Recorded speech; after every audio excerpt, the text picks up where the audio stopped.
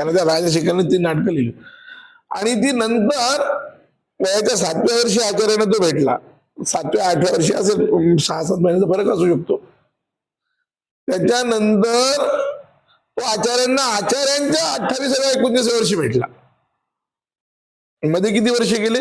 20 वर्षाचा तरी कमीत कमी गॅप आहे, 20-22 वर्षाचा गॅप आहे. तर आचार्यांनी भेटले तर हा प्रश्न विचारला तुमचं नाटक लिहिणं वगैरे सगळं चालू आहे की नाही. तर त्यावेळेस त्यांनी सांगितलं की मी ते नाटक लिहिणं म्हणजे ते 3 नाटकं लिहिले होते, तुम्ही पाहिले होते, पण ते नाटकं माझे जळून गेले आणि त्यामुळे मला एक प्रकारचं वैराग्य आलं आणि माझं मन उठलं आणि मी तेव्हापासून लिहिणं बंद केलं. आचार्य म्हणले काळजी करू नका, ती सगळी नाटकं मी लिहून देतो तुम्हाला.